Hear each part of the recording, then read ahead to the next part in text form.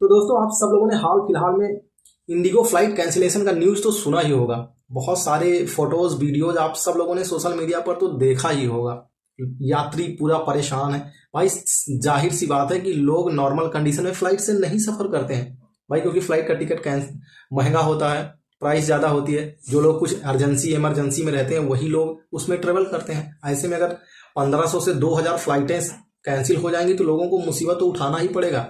इस तरीके के दृश्य आ रहे थे एयरपोर्ट से, मानो कि जैसे रेलवे स्टेशन पर दीपावली होली के टाइम पब्लिक इकट्ठा भीड़ देखने को मिलती है, उस तरीके का माहौल एयरपोर्ट पर देखने को मिला। तो ये यात्रियों के लिए बहुत अच्छी बात तो थी नहीं, तो लोगों का गुस्सा भी जायज था। लोग बहुत ज़्यादा हेक्टिक भी हुए, इस चीज़ से परेशान भी हुए। और जाहिर सी बात है, आखिर ये माजरा था क्या एक्चुअल में। तो आप सब लोगों को मालूम है, डीजीसीए जो एविएशन संस्था है भारतीय सरकार की, जो फ्लाइट को सेफली उड़ाया जा सके या फ्लाइट की सेफ्टी की सुरक्षा की जिम्मेदारी उनकी होती है। उन्होंने अभी हाल फिलहाल में एफडीटीएल में, यानी फ्लाइट ड्यूटी टाइम लिमिटेशंस में कुछ चेंजेस किए थे। और ये जो एफडीटीएल है, इसमें चेंजेस करने के बाद हालात कुछ ऐसे हुए। ये क्यों करना पड़ा, इससे फायदा किसका होता। जो एफडीटीएल में जो फ्लाइट पायलट लोग उड़ाते हैं, उनकी ड्यूटी इस तरीके से मतलब चल रही थी कि वो लोग, इससे उनके ऊपर बर्डन था। उनकी फ्लाइट या उनका जो ड्यूटी टाइम था वो बहुत ज़्यादा बढ़ रहा था। उनके पास फ्लाइटें उनको ज़्यादा उड़ानी पड़ती थी, उनको रेस्ट कम मिलता था। इसलिए डीजीसीए ने एफडीटीएल में वही चेंजेस किए थे। जैसे इससे पायलट को फ़ायदा होता, जो एयर होस्टेस रहती हैं उनको चेंजेस होने के बाद उनको ये फ़ायदा मिलता। तो उसके चलते फ्लाइटें इतनी ज़्यादा जो डिले हुई, लोगों को समस्याओं का सामना करना पड़ा। तो मोटा मोटा ये समझ लीजिए कि एफडीटीएल में जैसे एक पायलट पहले उसको वीकली, जो एक सप्ताह में उसको छुट्टी मिलती थी, रेस्ट मिलता था, वो 36 आवर्स का था। अभी डीजीसीए ने उसे बढ़ाकर 48 आवर्स किया, यानी लगभग 2 दिन कर दिया। और पहले उनके रूल था कि आप एक पायलट वीक में 6 लैंडिंग नाइट में करेगा, और डीजीसीए ने इसे घटाकर सिर्फ 2 कर दिया। और इस तरीके से मैक्सिमम ड्यूटी आवर्स का लिमिट किया कि अभी मैक्सिमम जो फ्लाइट एक पायलट उड़ाएगा वो मैक्सिमम 8 आवर्स का कर दिया। तो कुछ ये सभी चेंजेस करने के बाद हालात ये हुए कि फ्लाइटें कैंसिल होने लगी। ऐसा नहीं कि अचानक से जो डीजीसीए भारत की एविएशन संस्था है उसने अचानक से ऐसा कर दिया, नहीं। सभी फ्लाइट कंपनियों को पहले से डीजीसीए ने बता के रखा था कि हम इसे 1 नवंबर 2025 से अप्लाई करेंगे।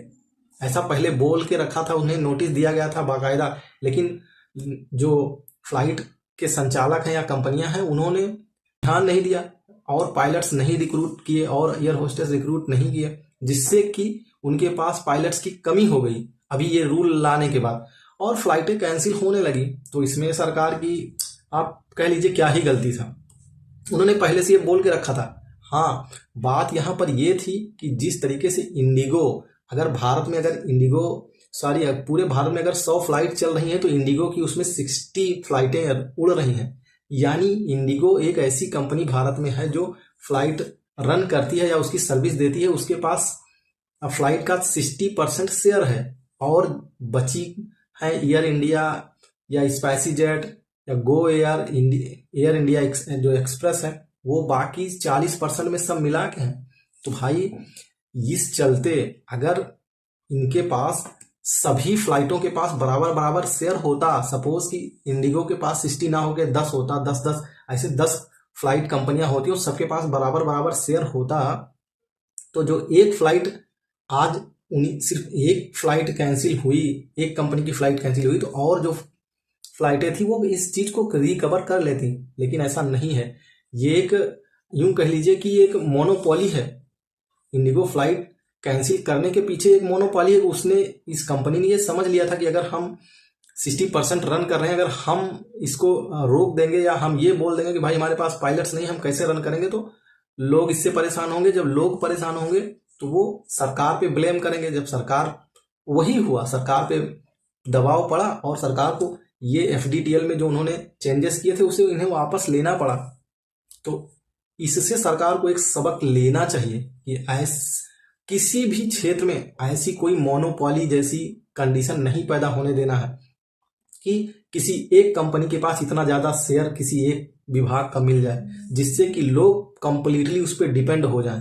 बराबर बराबर शेयर मिलना चाहिए और कंपनियों को आने देना चाहिए उनके मुकाबले में। कल को सपोज अभी हम लोग जियो और एयरटेल का सिम यूज करते हैं, कल को अगर जियो बोल देगा कि भाई हम 300 का रिचार्ज अब हम 1000 रुपए में करेंगे, तो क्या क्या कर लोगे? सबके पास जियो का मोबाइल, जियो का सिम कार्ड है, दूसरा कोई, सभी कंपनियां बंद हो गई। आइडिया, वोडाफोन, जो तमाम यूनिसेल क्या क्या तो तमाम था, सभी बंद हो गए ना। कल को ऐसा हो सकता है, सरकार को इस चीज से सबक लेने की भी जरूरत है।